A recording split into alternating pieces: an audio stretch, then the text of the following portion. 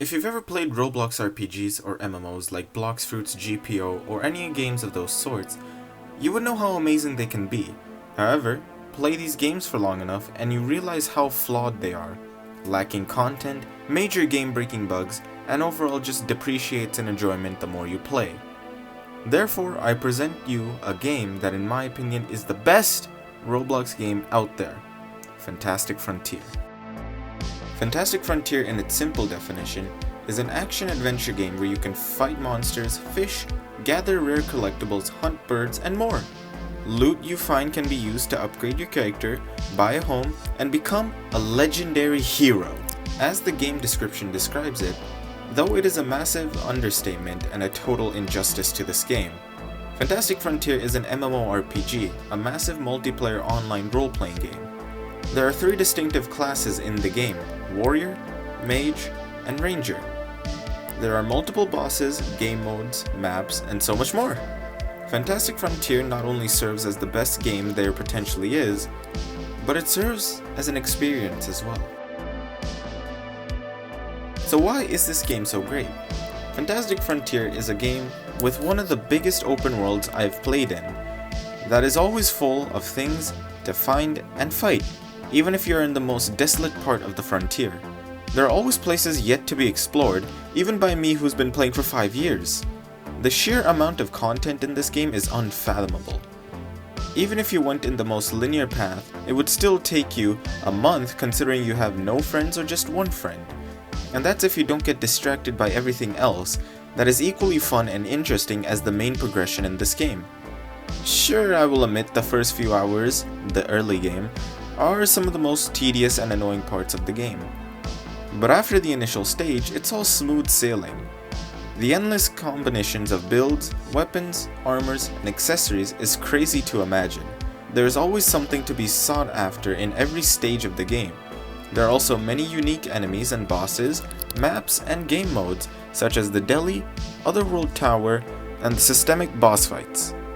I cannot put into words the amount of gameplay and content there is in this game. You must be asking, hey, if Fantastic Frontier is so great, why is no one playing it? Which is a question easily answerable within a few key points. Number 1, lack of updates. Number 2, lack of advertising. Number 3, difficulty. And number 4, not enough information. For its 8-year life, Fantastic Frontier has received 3 expansion updates. Behind the game are 2 passionate developers who go by the aliases Spectrebox and Gorbacelli. These 2 have been working endlessly over the past 5 years for their next expansion update, a new frontier that is bigger than all the frontiers currently combined.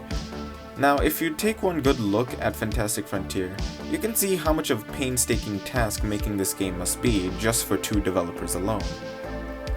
Passion projects don't make a lot of money, and oftentimes they are pushed to the side because they provide no real benefit to the developer other than creative and artistic relief. Because of the fact that these developers are most likely have other issues to worry about, such as their actual jobs, families, and other things that matter more than some Roblox project. Thus, leading to a lack of updates, which slowly drives the player base on a standby as they have completed majority of the game.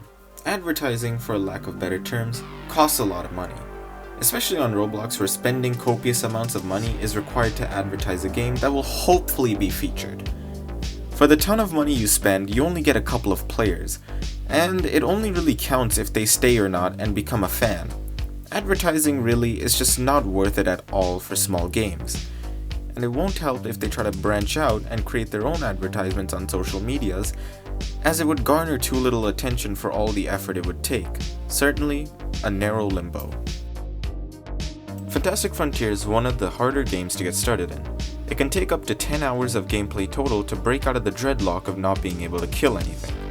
It is notoriously hard to make early in the early game, which slows down progression significantly, not to mention the total lack of information on where things are and what they do. And even after the early game, it's still a steep slope to trek, although more enjoyable.